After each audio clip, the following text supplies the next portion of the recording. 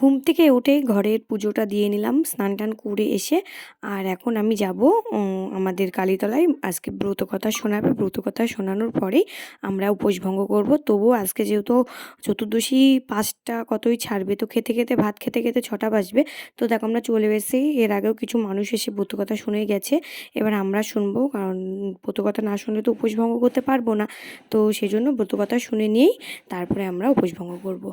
তো ফাইনালি উপোস ভঙ্গ করেই আমি খেয়েছি, খুব তাড়াতাড়ি খেয়েছিলাম কারণ অমাবস্যা লেগে যাবে তার জন্য। তো আমাদের বাড়ির এখানে একটা মন্দির আছে, এখানে আজকে পুজো হচ্ছিল, এখানে আমাদের খিচুড়ি খাওয়ার নিমন্ত্রণ ছিল। তো দেখো মহাদেবকে দেখানো যতটা পারলাম তোমাদের দেখানোর চেষ্টা করলাম। আর কত সুন্দরভাবে সাজিয়েছে, আর আবার কফির ব্যবস্থা করেছে।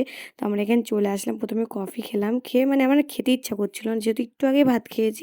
তো বারবার করে বললো, তো সঙ্গে সঙ্গে বসে পড়েছি খেতে। আমি, বৌদি, দিশা, মা, ভাই সবাই চলে এসেছে। এই দেখো খিচুড়ি, তরকারি, সাথে পায়েসও ছিল। সেই ভিডিওটা পরে দেখাবো যদি পারি। তো চলো দেখতে থাকো পুরো ভিডিওটা, আর খাওয়া দাওয়া করে বাড়ি গিয়ে পুরো ঘুমিয়ে পড়বো। তো চলো আজকের মতো টাটা।